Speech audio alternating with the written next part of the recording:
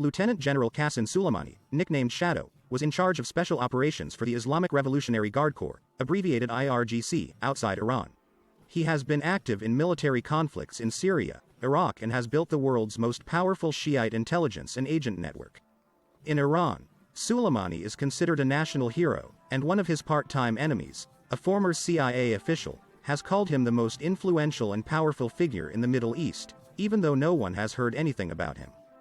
Qasem Soleimani was killed in Baghdad on January 3, 2020 in a targeted airstrike by the U.S. Air Force, personally approved by Donald Trump. Some 25 million people attended the farewell ceremonies for the general. Iranian President Hassan Rouhani issued a decree declaring January 3 as World Day of Resistance. On January 3, 2024, bombs were detonated at the Kerman Martyrs Cemetery, where thousands of people were commemorating the 4th anniversary of Qasem Soleimani's death. More than 100 people have died and more than 200 are injured. The action can be seen as another stone to Tehran, as another attempt to sway society and provoke rash steps towards aggravation in the Middle East. The terrorist attack, apart from the direct purpose of intimidation, could also have been directed against specific associates of Soleimani from Al-Quds and Zir who participated in the rituals and pilgrimage. All in all, a very angry and colorful message to the Iranian authorities. We can fantasize about the senders of this message. English speakers tend to be prone to division of labor and repetition of successful technologies. Decisions are made independently, and for the dirty work they choose organizers and executors on the ground. Given the context and respect for Soleimani's personality, the main contenders for the role of the glove on the hand of English speakers are the Israeli Mossad and the British-American proxies. Local thugs from radical and irreconcilable or Kurdish paramilitary organizations. Ideally for the senders of the message to set things up so that the trail leads to Iran's neighbors, heating up already uneasy relations in the Middle East. 2 weeks later, Iran fires ballistic missiles at sites in Erbil, the political capital of Iraqi Kurdistan. The Mossad Intelligence Center and the Kurdish headquarters come under attack. In the east, revenge is sacred. Iran's acknowledgement of its authorship of the reply letter is also interesting. Not through multiple proxies or another radical organization, but directly and with an open face. The Iranian military also added a line or two to the official message to better digest the response and deepen understanding. The IRGC has missiles that the U.S. missile defense system will not protect against. The IRGC has the means to deliver messages over 1,000 kilometers, which is roughly the distance from the Iranian border to Tel Aviv. Obviously, the ricochet Alaverda hits the hegemon as well. Lately, it's like everyone has turned against poor Americans. Fires are already breaking out at many points in the perimeter. It turns out that it's not just the US that can play warmonger.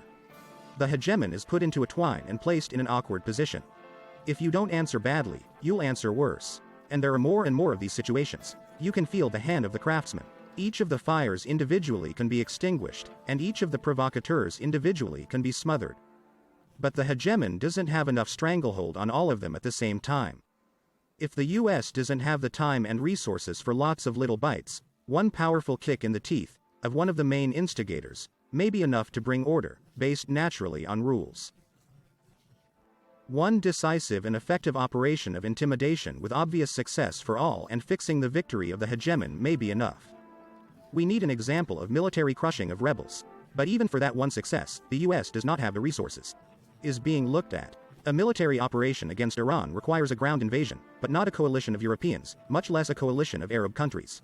Yemen can't make a successful land operation on its own, not the U.S. Not AUKUS, Russia won't pull it off. They're trying to blame it on the other side, but they're not doing a very good job of it.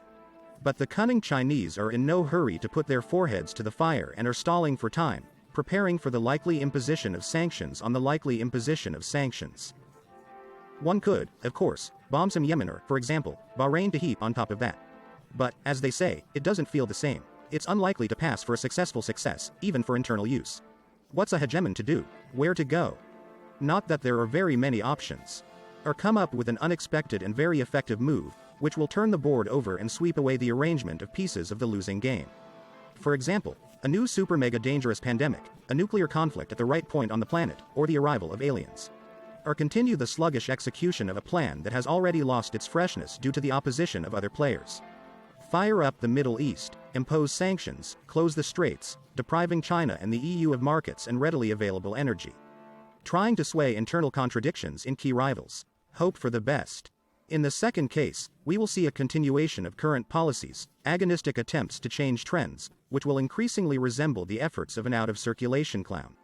He's been performing the same numbers for years and is surprised no one is chortling. At some point, these attempts may become desperate and angry, but that will not change the trajectory of the fading role of the US and the hegemon's removal from the throne. In the first case, an unexpected and very impactful move would be a bet on everything.